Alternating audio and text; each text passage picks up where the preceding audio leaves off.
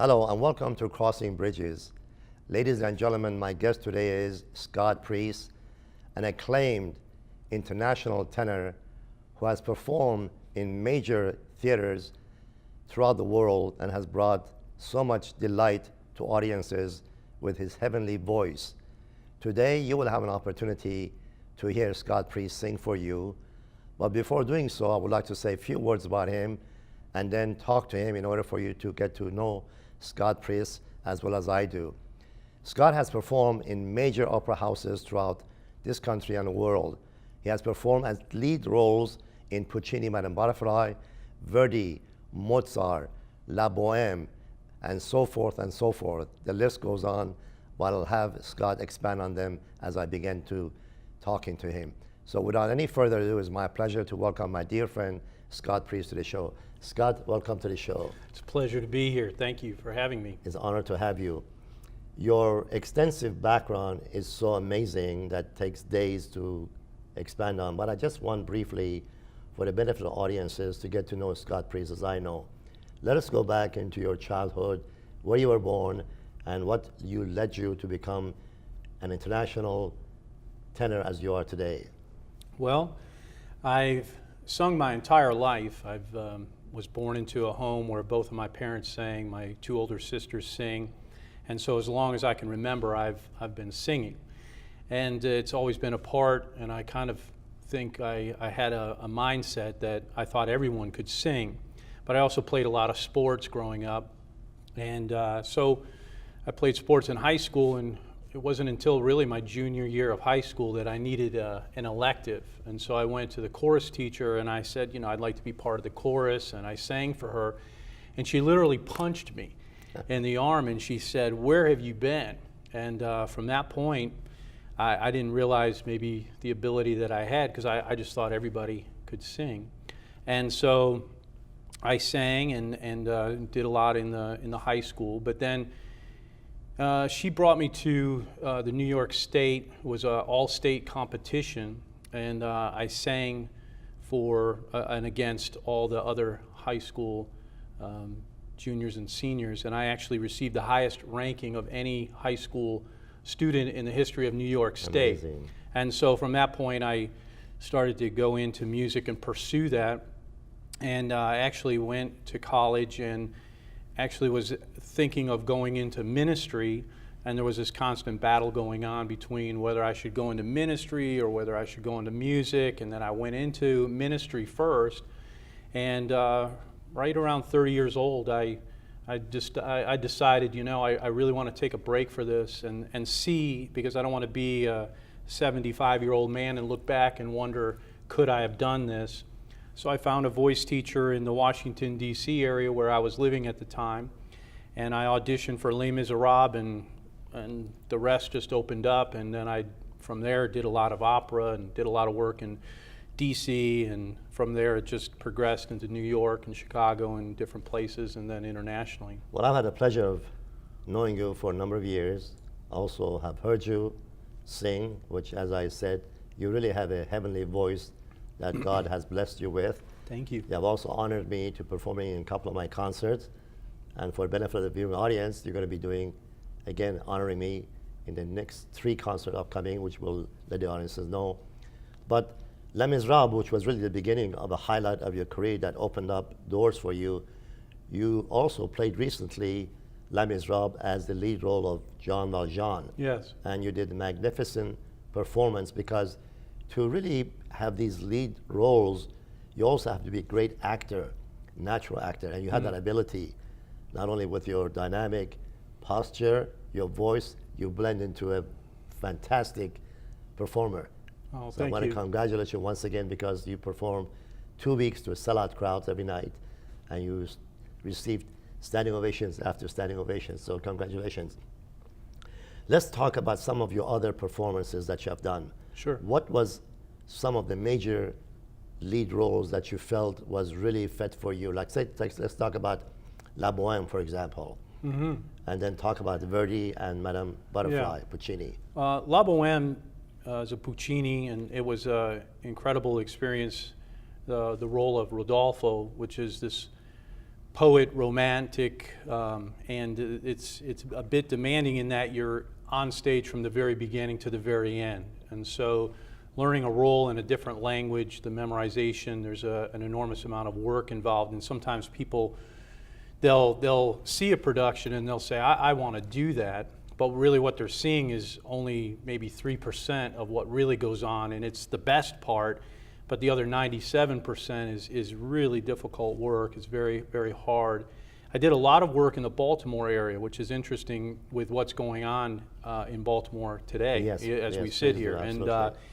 And it's very sad to see that. And Baltimore Opera actually was an incredible, great opera house, was a major opera house, and it because of the economic downturn and then the economic situation in Baltimore itself, it's no more. And so for me, one of the highlights was doing the 50-year anniversary of Baltimore Opera and doing Turandot. And that was, they brought in sets from Beijing, China, dancers from China. It was a huge production, and that was a wonderful opportunity. And then there was another production of Madame Butterfly, which is kind of an interesting show because Madame Butterfly is this wonderful story that basically it's the same story as Miss Saigon because they stole it. But Madame Butterfly, when Puccini did that opera, Pinkerton, who's the lead tenor, the first running of that show, people absolutely hated it because he's only in the first act and there's never any repentance because he's this kind of playboy guy who uses an Asian woman for his own pleasures, leaves her with a child, and goes back to the States. And so it's a military setting. It's a very, very emotional show. And so Puccini, when he first staged it, people hated it. And he added one song in the third act where Pinkerton comes back and he sings this gut-wrenching, and it's a short aria, beautiful aria, but it's basically showing his repentance and his sorrow over what he's done, and then people absolutely loved it. I've had the pleasure of seeing the opera, and it's really magnificent. As you're absolutely right. You're absolutely right. It really brings out the pain and sorrow of a woman who was so much in love with him, and ending up basically with a tragedy. Yes, yeah. And probably one of the most unique things, just musically, that I had the opportunity to do, which is kind of a funny story, is that again in Baltimore, Baltimore is a very turbulent city. It's always been a very turbulent city. And this is years ago. And in Little Italy, Baltimore, there's a restaurant. And it's owned by the grandson of the Gambinos, okay? And the old man was having his birthday, and of course this is years ago, and they asked me to come and sing for his birthday. And so I got to sing for the Gambinos. 2 weeks before I was going to perform, a patron from the restaurant got mugged, which is unheard of in Little Italy. There's all kinds of crime in Baltimore, but there's none in Little Italy because the mafia ran it. Right. 2 weeks, they got, this patron got mugged, and I'm in the kitchen. I'm nervous. I'm very nervous because this, I'm going to sing for the Gambinos, and so the grandson's in the kitchen, and I turned to the grandson and I said, I'm trying to make small talk. I said, so did they catch who robbed one of your patrons? And he turns around and he looks at me and he goes, you don't know where you are, do you? I said, what? He goes, hey, you don't know where you are. He said, we don't call the police.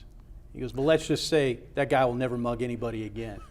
And so I was like, thank God they liked my singing because that was a very, very nervous situation, but it was a cool experience. I thought you were going to say, as a result of you singing, the Gambino family asked you to go to Las Vegas like the stories about Frank Sinatra. No, you know what they said though? They did say it was kind of like an episode of The Sopranos because after I sang, one of the uncles came up to me and they gave me the number. They gave me their phone number and they said, hey, you ever need anything, you call us. That's right. Well, that's really true. They're very gracious. There's been times I've been tempted to call, but they're all in jail now. So I don't think you want to go that route. But you're going to honor us with a few songs. Sure. And I know the viewing audience are going to be really thrilled. And tell me the 4 songs that you're going to sing So when you began, Sure. you can go right through them. If Yeah, it's okay. if I remember. Yes. The first song is Bring Him Home from Les Miserables. It's a prayer that Jean Valjean prays for Marius, Right. that he would come home safely. It's a beautiful song, beautiful prayer. The second song is You'll Never Walk Alone from the musical Carousel. Beautiful. I love that. The third one is You Raise Me Up, which was made popular by Josh Groban. And the fourth song is E Lucevan le Stelle from Tosca. Beautiful. And that the setting of that is that Cavaradossi is in prison. He thinks he's going to die, and he remembers his time with Tosca, the beautiful starlit skies. It's a very romantic piece, very passionate piece. And he says at the end, I would rather die than live without her. Ladies and gentlemen, you would have to wait for a long time in lines to get tickets to see the gentleman seated to my right. He's truly acclaimed international tenor that has brought delight, when I say delight, to the lives of millions of people throughout the world. So please sit back and enjoy my dear friend's voice, Scott Priest.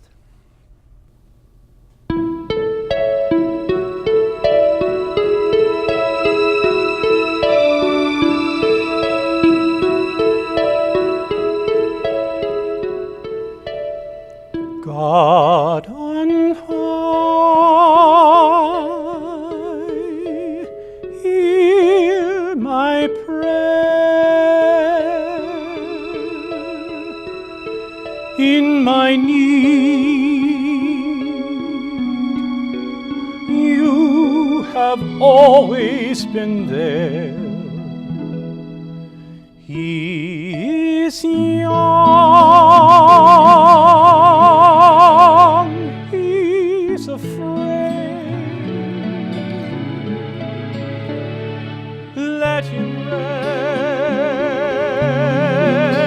let him rest. Bring him home, bring him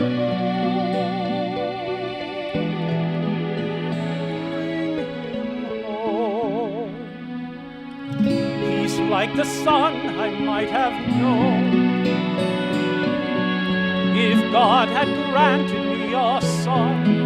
The songers die one by one, how soon they fly on and on, and I old and will be gone.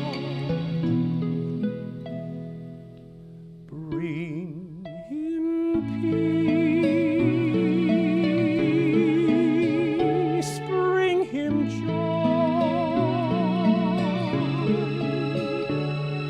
He is young, he is only a boy. You can take, you can give.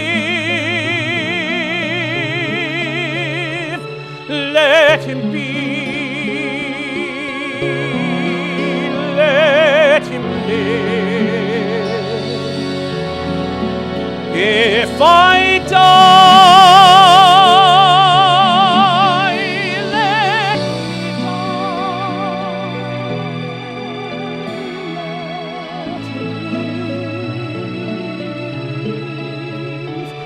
Bring him home,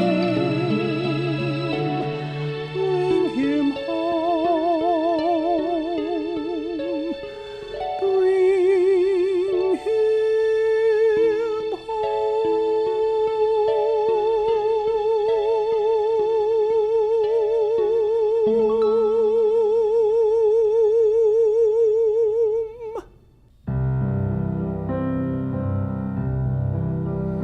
When you walk through a storm, keep your chin up high, and don't be afraid of the dark.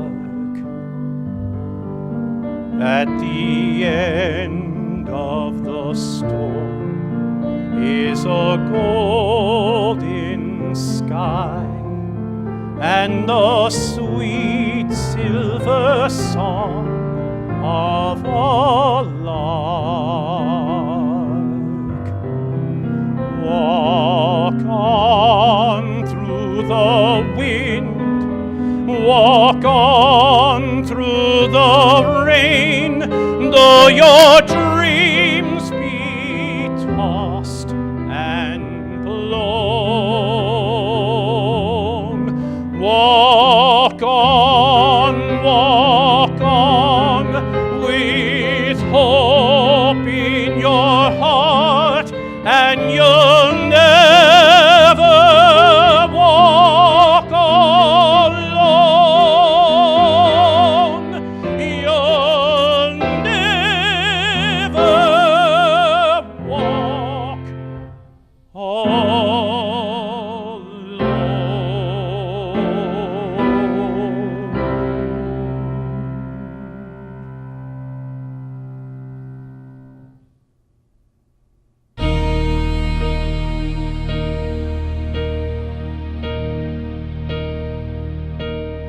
When I am down and oh my soul so weary, when troubles come and my heart burden be, then I am still and wait here in the silence until you come and sit a while with me. You raise me up so I can stand on mountains.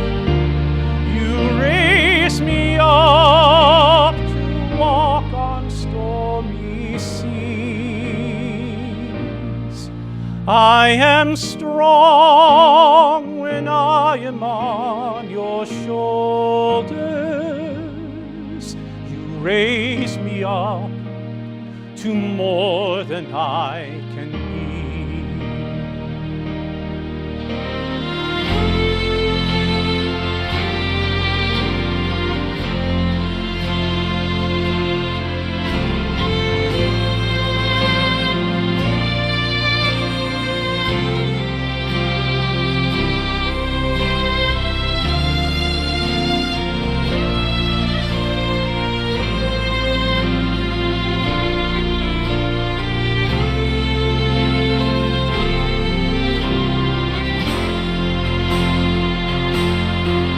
Raise me up so I can stand on mountains. You raise me up to walk on stormy seas. I am strong when I am on your shoulders. You raise me up to more than I can be.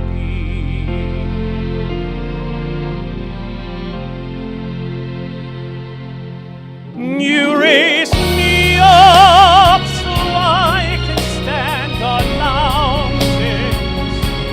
You raise me up to walk on stormy seas. I am strong when I am on your shoulders.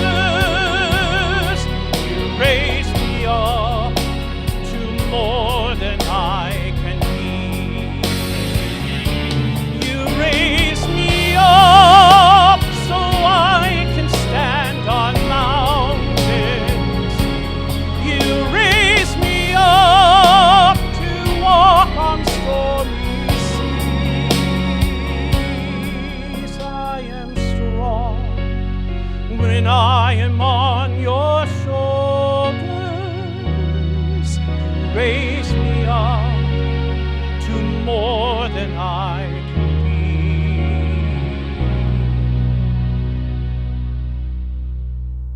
You raise me up to more than I can be.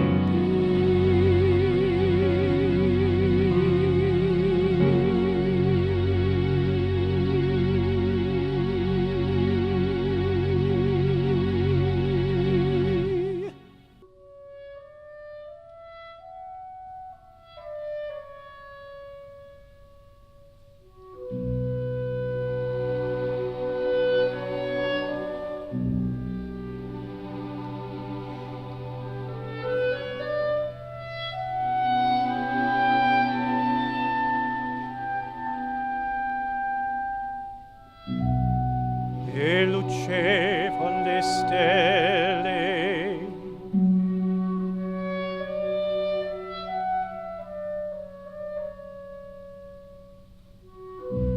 Io lezzava la terra, stride all'uscio dell'orto.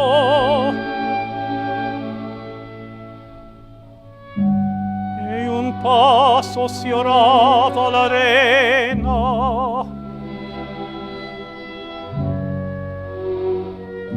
Entrava la fragrante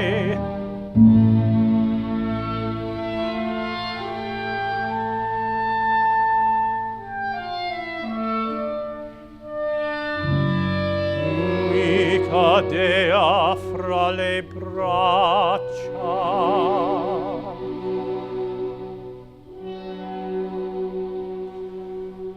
O dolci baci, o languide carezze, mentre io fremente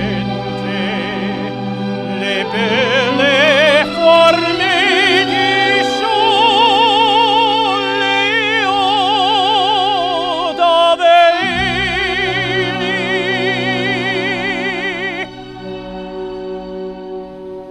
Svani per sempre il sogno mio d'amore, l'ora è fuggita.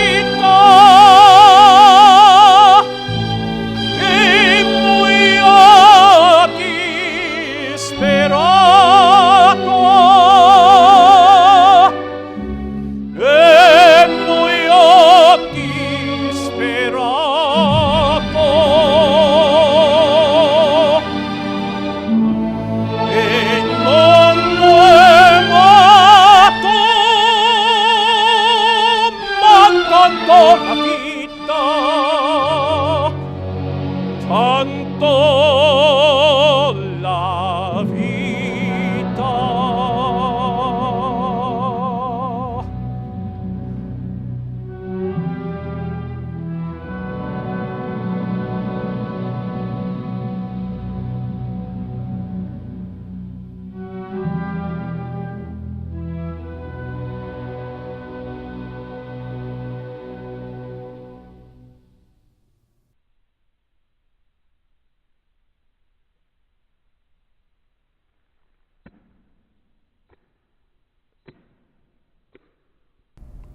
Scott, once again, that was really thrilling, and I was overjoyed because, as I indicated, La Boheme is one of my favorite. I have the whole CD to the entire opera, and I've seen it actually twice already. So you made me have chills, and I was honored to listen to you as though I was a very honored guest Oh, thank you. in an opera house all by myself, listening to one of the best tenors in the world. Thank you. And I mean that sincerely. You get better every time, and it's amazing how you went through 4 songs leading from one variation to another variation, even though you're a tenor, but still needs adjustment.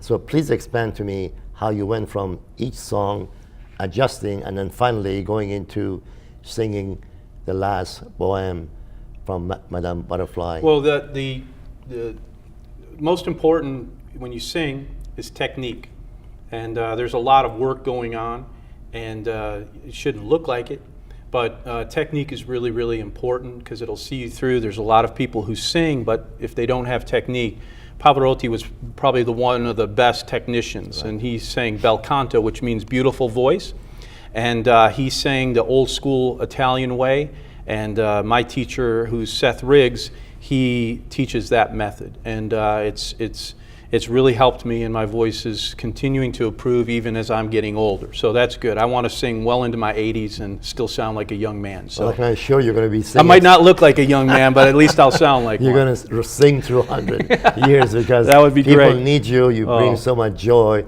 and you. Inspiration into people who come and listen and see you. I always ask my guests who are basically artists, performers, who was instrumental basically to get you going into what you have become today? You know, I think it's just one of those things that it's been more of a God thing than a person thing. And for me personally, if I couldn't sing, I don't know what I'd do. It's something that I think's been born into me, and I just love to do it. And I feel like the direction of my life has always led me to opportunities to sing, and so I'm very grateful for that. At the inception, I said that God has given you a godly voice, Oh. so I'll bless God for blessing you with well, such a thank you. fantastic voice, and I mean that sincerely. I also mentioned at the inception that I'm going to have the pleasure of having you perform in 3 upcoming concerts. Yes. I will let, of course, the viewing audience know, as well as being advertised in a newspaper in Pasadena, and I truly hope they will come, because we're going to have you most likely perform in August. That's the Midsummer Night Concert. Yes. That's in Opera Hastings Rights Association. The next one you're going to be performing in Hollywood, and the third one is going to be on November 7th at the Church of Nazarene. And we're going to dedicate that concert to Alzheimer's. No. And we are having a number of hospitals participate with us, so it's going to be a wonderful joy for me, as always, to have you on. Well, I'm honored to be a part. Thank you so much. Before we end the show, I want to say once again, thank you, my dear friend. Thank It's you. been an honor and pleasure to have you on the show. You're a dear man and a dear friend. Thank and you I so appreciate much, you, Scott. Phil. I mean that. Thank you. Thank you so much. Thank you. Ladies and gentlemen, thank you very much for tuning in. And it's been a pleasure to have you. And I'm sure you were so excited and delighted as I was listening to my dear, dear friend and one of the, and I mean international, world-class tenor that enjoyed bringing his voice to you today. Thank you so much for tuning in. I wish you all a blessed day and hope to see you soon again. Thank you so much.